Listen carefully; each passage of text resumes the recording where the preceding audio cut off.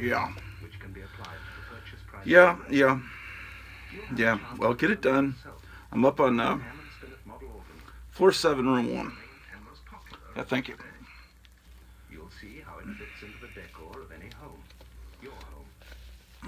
Well, it's Grettu Orloff here. Um, it's episode 340 of the Grettu Orloff television program. Brought to you in color. It's Friday, April 2nd. I wanted to do an April Fool's show yesterday, but we've had a visitor in the house for the last week. And the room where I wanted to film is right over the room where people sleep till 2 or 3 every afternoon. So therefore, I don't want to make too much noise with the music and all the Grettu shenanigans and wake people up. Because then, you know, you ever watched Bewitched? You know, Endora. Yeah, she was a good character, right? Agnes Moorehead. Yeah, Agnes Moorehead, great actress. What do we have here? I didn't even know this was sitting here. God damn, oh, that's why it is. It's a horribly damaged copy of Shazam. It's got all these pages crunched. So I was waiting on that to try to see if I could fix that. Well, when we last met, I'm not using the ring light today. Hopefully this will work better. That ring light is doing a number on me. And it's probably fading everything in the room with its fucking radioactive glow. I don't like fluorescent bulbs around me in any way near my collection. And it just fucks up your vision. I had to work under fluorescent bulbs my whole career, man, and I don't really like that. But we're continuing to suffer in today's world. I'm incredibly depressed. I'm not doing too good. But I enjoy doing the show. Of course, I haven't been able to do it much. Over here, Pete. Hey, Pete. How you doing there, Pete? You see Pete there? Anyway, it's Christmas time here on the Grettu. Let's see how the pictures look without the fucking ring light. They look probably fine. Actually, let me try this flashlight. So you're sitting on top of a cardboard box, and there's a flashlight. See, that'll make better light. Maybe that'll build back my picture better. At least a wonderful reflection on the glass.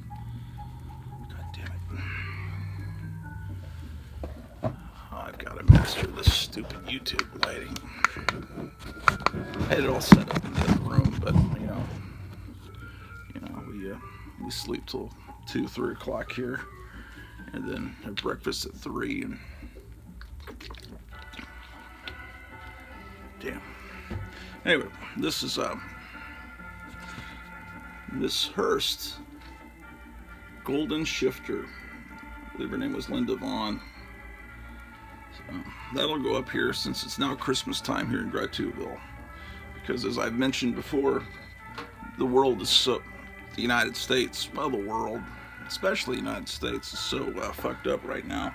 And we're living on a steady diet of hogwash and fairy tales and bunk and stupidity. And if JB can be president, it can be Christmas in March. That's correct. Here is that record album I was telling you about. Oh, this looks much better without that freaking ring light. I'm getting a little reflection. What's that coming from? Oh, it's maybe coming from the window. Maybe if I build it back better a little bit. We got like a cool Batman angle today in today's episode. 40. Yeah, that's Irish McCalla posed for this photo that was used on this album cover. See, I've got it framed to put up, but it's not up because I've run out of room. But soon I will have more room, possibly. Oh, what a horrible life. Oh, this is Pigs in Space. Remember Pigs in Space? Yeah, I'm going to remake the Jimmy Stewart movie, It's a Horrible Life. It's not actually that bad. No, it's wonderful. Shit. Anyway, this is a binder from the 70s, and it's filled with more of these bubblegum cards. So I was showing you these last time, a couple of times back. These are the 1990s Addams Family cards, which are... I didn't like that. Fuck that movie. And I've seen most of King Kong versus Godzilla, or Godzilla versus Kong, whatever they're calling it.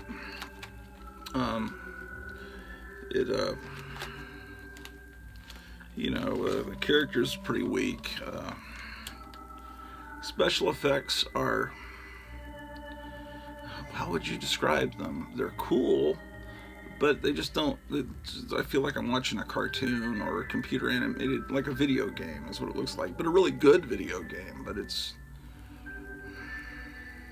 I guess I'd really rather see people in suits, or preferably stop motion animation, but Godzilla movies never really had that. So, whatever. I'm right. They're in the, I don't know if you've seen it, but they're in the center of the earth. They're in an Edgar Rice Burroughs center of the earth, where you can look up at the sky and see land, because it's pretty cool. And then when Kong first arrives there, the background, it looks like a Frazetta painting to me. It looks like that, I think it was on Monster Mania magazine in the 60s, where these cavemen were coming along, and then we were holding a blonde over their shoulder they kidnapped, and there were dinosaurs in the background, and the way that Frazetta paints the distant hills and mountains and that pastel color, it really was cool. I haven't seen the final battle between them yet, so whatever. Soon I will. Give you a review of the movie. There's a character in it I can't figure out. It's like, why is there a guy, this fat kid with a New Zealand accent in Florida? I guess it's legal to immigrate from New Zealand and live in Florida, but it's just like, who the hell is this kid? And then I realized, oh, he's the kid from the second Deadpool movie that was some nuclear firebomb kid or something. I don't know. These are Garbage Pail Kids, which came along later, not when I was a kid, or I would have been as entranced with these as I was Wacky Packages, which came out when I was a kid. But these were the 1980s equivalent. So I was in college, and I recognized these as being cool. They were undeniably cool. It just I was not really the target market anymore, being in college, but I got some. Because it's not like I've ever really grown up. Because I was in college, I put aside those childish things. Now I only stopped buying a lot of comic books because they started getting shitty. But I still, right now, my current obsessions are, I want to get a copy of the first Fantastic Four annual from 1963 with a Submariner sitting on his throne on the cover.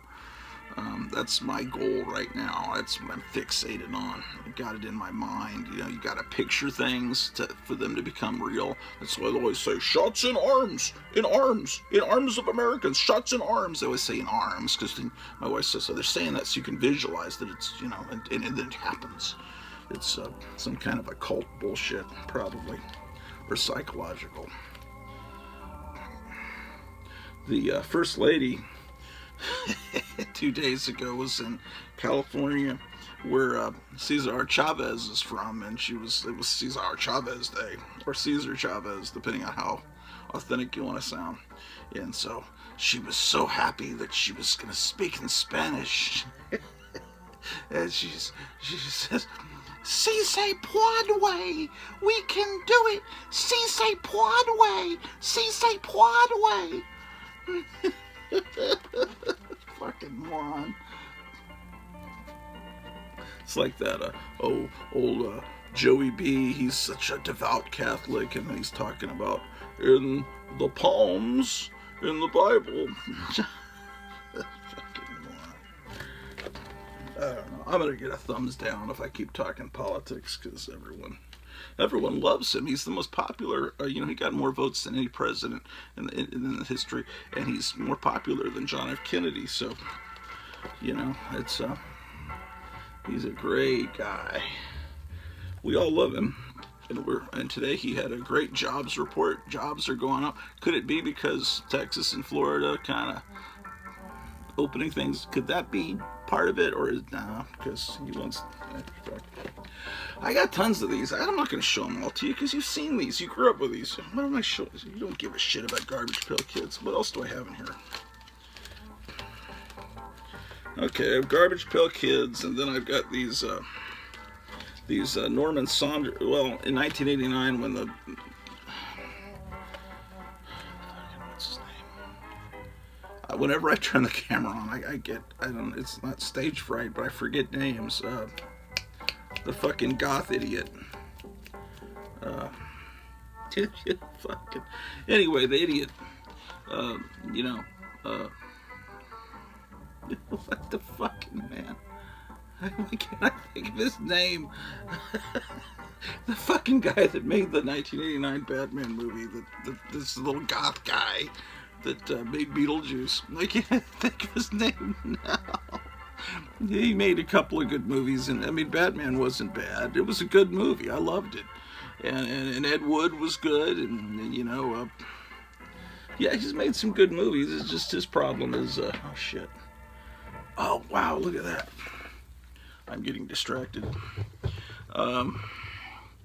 He made a couple of good movies, but he's made a lot of shitty movies that have totally caused me to forget his good stuff.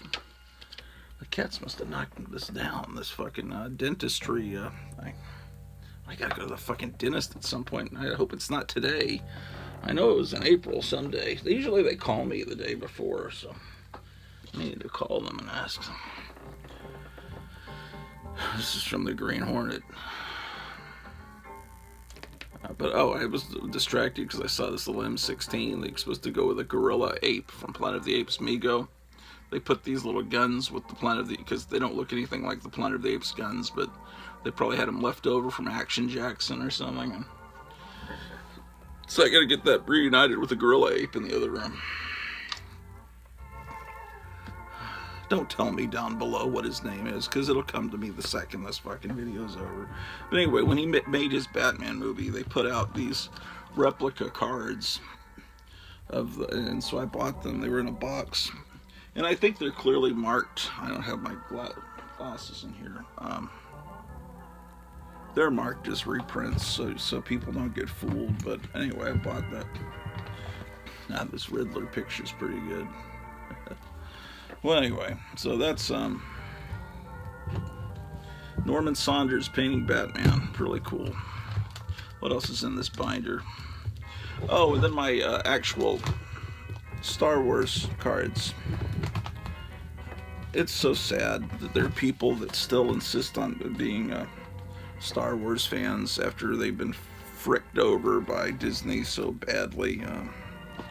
If you were still a Star Wars fan and you didn't realize after they fired the lady that played the muscle lady, Gia Carano, whatever her name was, if that wasn't a wake-up call to you that there's nothing good going to come out of that studio until they completely throw out everybody, Kathleen Kennedy and all those people. Yeah. I can't remember that fucking guy's name. I've never forgotten his name before. I think it's because of lack of sleep. Yeah, I look fucking horrible. And it's just been horrible the last few days.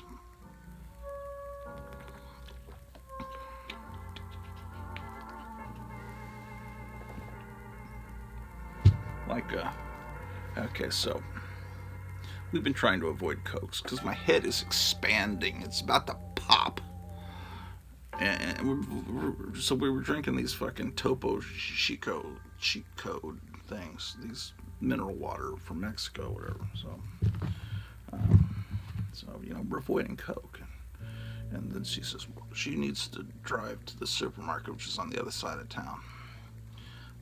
There's a little Vietnam in the middle of Gratouville, and then there's a little Spanish Mexican area. So it's totally on the other side of town. So she wants to drive all the way over to this supermarket called Fiesta. And my wife, she encourages my wife to go with her. And then the reason that she went is to buy a gigantic, I think maybe 40, my wife had to pick it up, and she's got a bad back, giant bottles of Mexican Coke, which have real sugar, not the high fructose corn syrup, right? So a giant thing of Coke. I mean, giant. And then she says, well, I'm going to keep half of them and take them back, and I'm going to put half of these in your refrigerator. Okay, so we're being tempted. It's like the Garden of Eden. And so that night at dinner, I think I was handed one. I drank, and I think I drank one later because they stay up till fucking 3 in the morning, and I need caffeine to stay awake, and then they sleep till 3. So I had 2 Cokes. I just put the bottles down next to the sofa. I didn't throw them away. And then that morning, I guess I had another one. And then she goes to my wife and says, he drank 3 Cokes in one day. I saw them. I was watching. And it's like,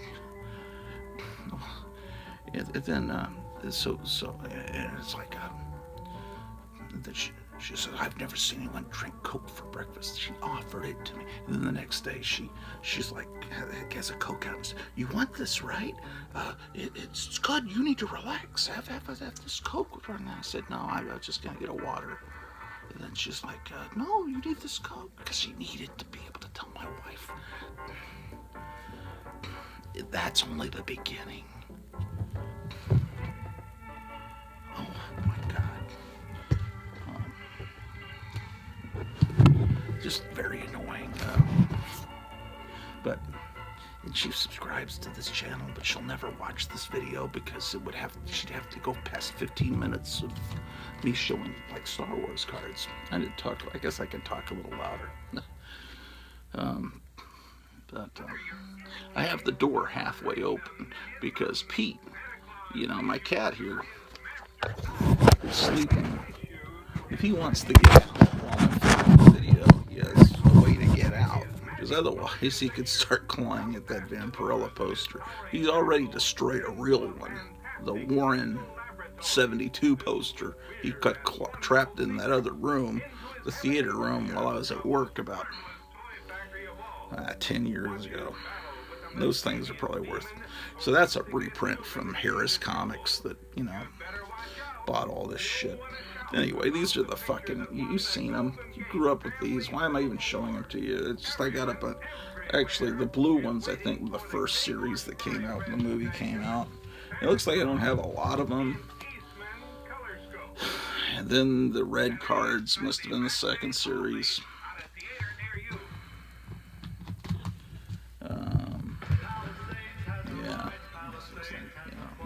There's nothing interesting about them. Star Wars was a great movie, but Star Wars destroyed my childhood. They say, well, my childhood was shit on by George Lucas when he made the prequels. Yeah, that was fucked up. That really was bad. The prequels were really bad. And it did taint what this original Star Wars trilogy was. It did hurt them. And then with the fact that he went back and fucked up all the special effects. And Academy Award winning John Dykstra special effects. He won an Academy Award. Then he takes all of his footage out and puts in this fucking computer cartoons. I was trying to show my wife an episode of Star Trek, Patterns of Force, because Joe Biden's in it. If you watch Patterns of Force, you see what I mean. Then there's the yellow ones, whatever the fuck they were. So what happened is, what am I talking about? I don't even fucking know. What is that fucking guy's name?